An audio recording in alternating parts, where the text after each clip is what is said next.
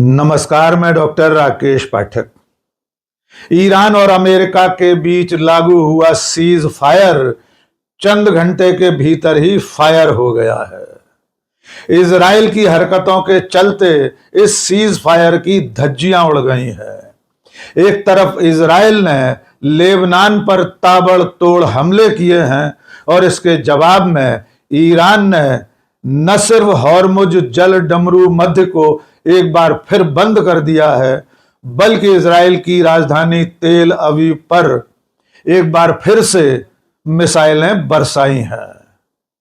तीसरी तरफ अमेरिका, जिसने सबसे पहले सीज फायर का ऐलान किया था, उसने कह दिया है कि ईरान के 10 सूत्रीय प्लान को कचरे की पेटी में फेंक दिया गया है।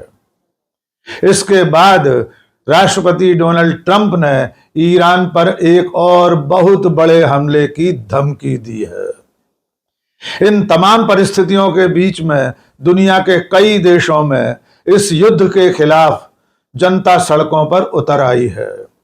जापान से लेकर ग्रेट ब्रिटेन तक आम लोग इस युद्ध के खिलाफ इजराइल के दूतावासों सहित अपनी अपनी संसद के सामने प्रदर्शन कर रहे हैं।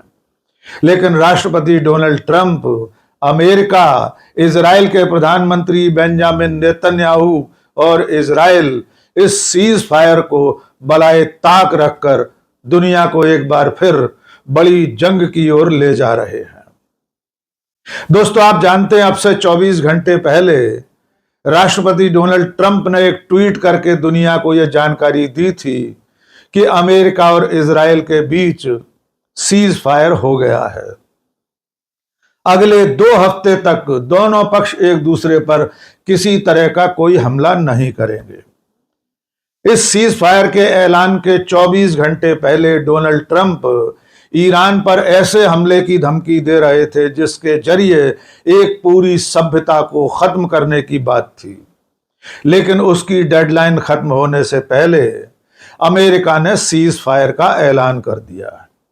इसके बाद ईरान के विदेश मंत्री अब्बास अरागची ने भी ट्वीट करके इस सीज फायर की तस्दीक कर दी थी। इस पूरी बातचीत में, सुलह की इस कोशिश में पाकिस्तान के प्रधानमंत्री शहबाज शरीफ और वहां के फील्ड मार्शल असीम मुनीर का नाम भी दोनों पक्षों ने लिखा था। लेकिन सीज फायर का ऐलान हुए चंद घंटे ही बीते थे कि इजराइल अपनी हरकतों पर वापस आ गया।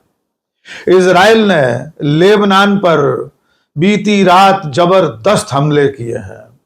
ऐसा माना जाता है कि करीब करीब 100 ठिकानों पर इजराइल ने लेबनान की राजधानी बेरूत और उसके आसपास के इलाकों पर मिसाइलें और ड्रोन बरसाए हैं।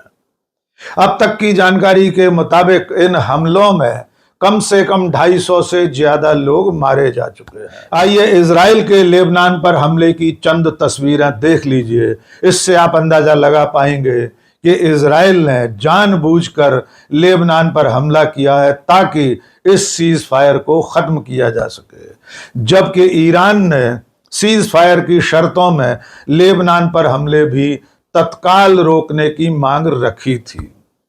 आइए इजराइल पर लेबनान के हमले देख लीजिए।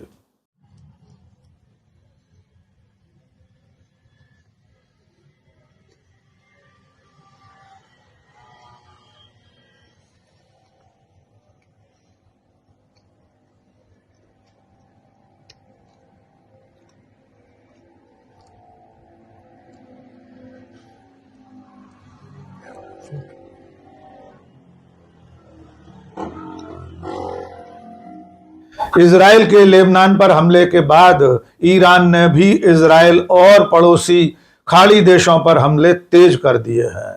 बीते चंद घंटों में ईरान की तरफ से तेल अवीव पर मिसाइलों का बरसना जारी है। इसके अलावा खाड़ी में अमरीकी ठिकानों पर भी ईरान ने हमले तेज कर दिए हैं।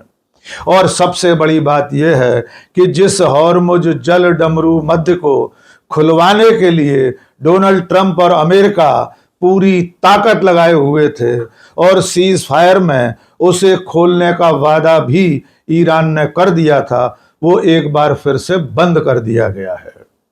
ईरान ने कहा है कि चूंकि इजराइल ने सीज फायर की शर्तों का उल्लंघन किया है, उसके लेबनान पर हमले जारी हैं, इसलिए ईरान हॉर्मुज को एक बार फिर बंद कर रहा है।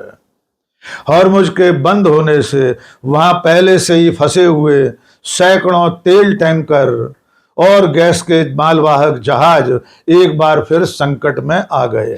पिछले सवा महीने में यानी लड़ाई शुरू होने के बाद से ईरान की इजाजत से बड़ी संख्या में वहां से तेल टैंकर रवाना हो चुके हैं। फिर भी आज भी हॉर्मुज में 425 तेल टैंकर और 51 गैस ढोने वाले जहाज रुके हुए हैं, फंसे हुए हैं।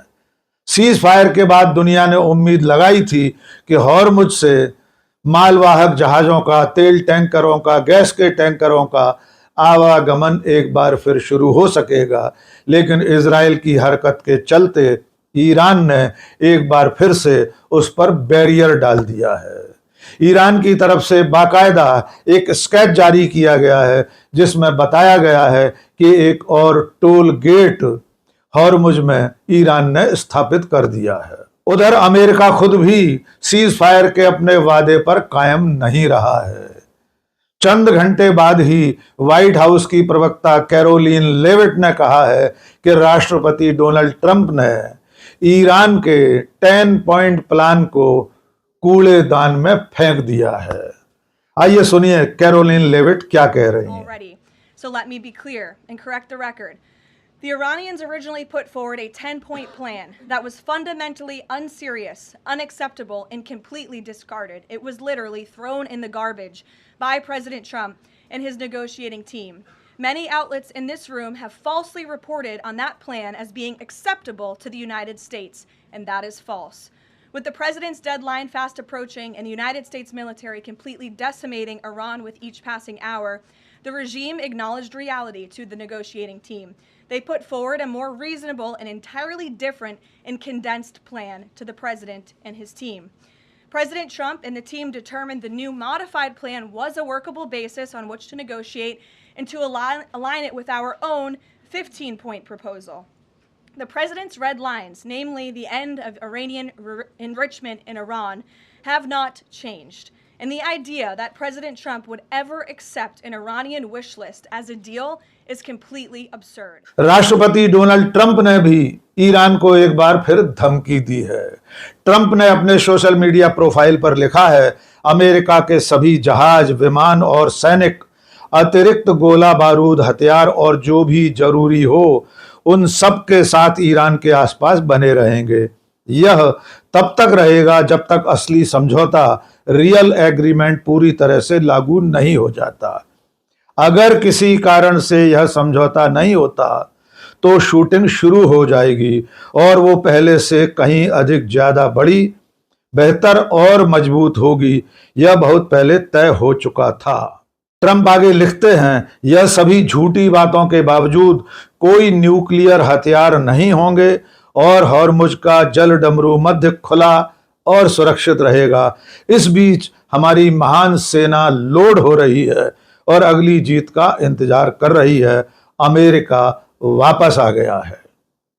डोनाल्ड ट्रंप के इस नए ट्वीट से साफ हो गया है कि सीज फायर के बावजूद डोनाल्ड ट्रंप इस समझौते पर खुद ही कायम रहने वाले नहीं है। अगली बड़ी लड़ाई के लिए अमेरिका की फौजें ईरान की तरफ रवाना हो गई हैं। सीज फायर के चंद घंटे बाद लड़ाई एक बार फिर भड़कने पर दुनिया के तमाम देशों में इस युद्ध के खिलाफ आवाजें उठ रही हैं। लंदन में इजराइल के दूतावास के सामने स्थानीय नागरिकों ने जबरदस्त प्रदर्शन किया है। लोग नारे लगा रहे हैं कि लेबनान और ईरान के खिलाफ, फिलिस्तीन के खिलाफ लड़ाई फौरन रोकी जानी चाहिए। आइए लंदन का ये दृश्य देख लीजिए।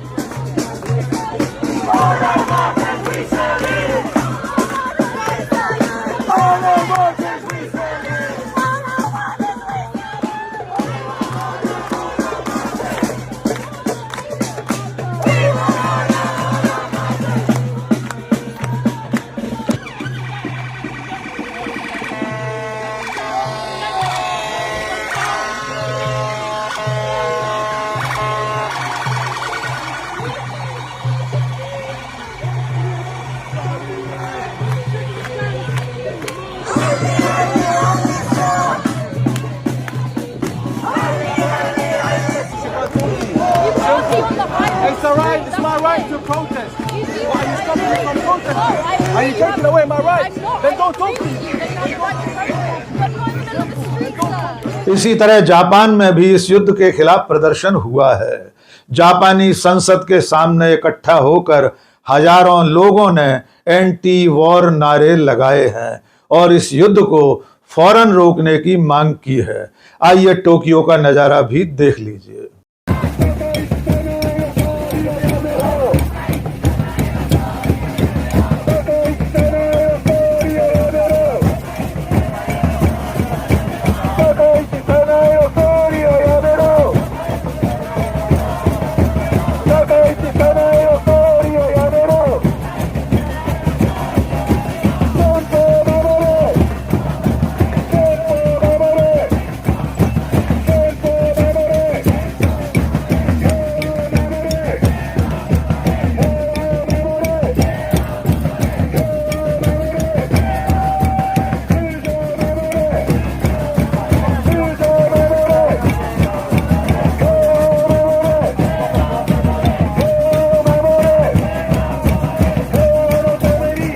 इस घटनाक्रम में पाकिस्तान की भी धज्जियां उड़ रही हैं।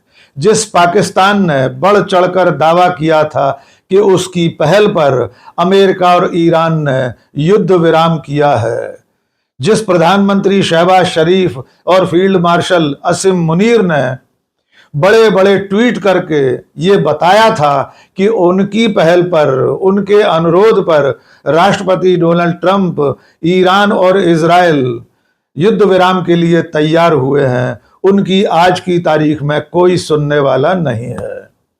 युद्ध विराम की धज्जियां उड़ने के बाद, सीज फायर के ऐलान के बावजूद जब दोनों तरफ से हमले शुरू हो गए तो लोगों ने सवाल पूछा है कि अब पाकिस्तान कहां है। उसने जिस हैसियत से सीज फायर कराया था, क्या आज भी उसकी हैसियत है कि वो दोबारा लड़ाई को रोक सके? ईरान के खिलाफ चल रही इस लड़ाई में अमेरिका के राष्ट्रपति डोनाल्ड ट्रंप व्हाइट हाउस किस तरह बौखलाए हुए हैं, इसका एक सबूत और मिला है।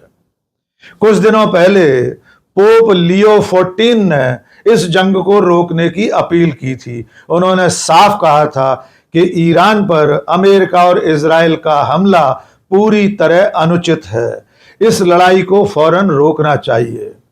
पोप के इस बयान से बौखलाए हुए डोनाल्ड ट्रंप ने, व्हाइट हाउस ने पोप के अमेरिका में स्थित प्रतिनिधि को तलब करके उन्हें धमकी दी है।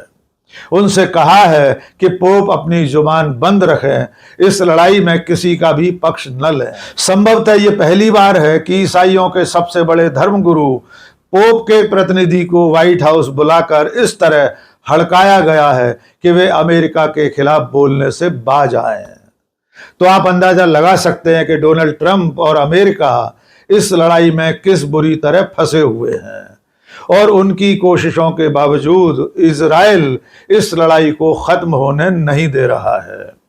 इसीलिए इजराइल ने लेबनान पर फिर से हमले किए हैं, जबकि ईरान की सबसे अहम शर्तों में एक शर्त यह भी है कि फिलिस्तीन और लेबनान पर हमले फौरन रोके जाएं।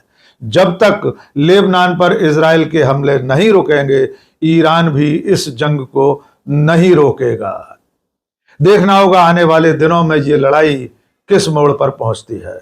लेकिन इतना तय है कि जिस सीज फायर से पूरी दुनिया ने शांति की उम्मीद की थी, जिस युद्ध विराम से दुनिया को लगा था कि अब ये लड़ाई हमेशा के लिए थम जाएगी, भले ही ये युद्ध विराम 2 सप्ताह के लिए था, लेकिन लोगों को उम्मीद थी कि इसी में से स्थायी शांति का कोई रास्ता निकलेगा।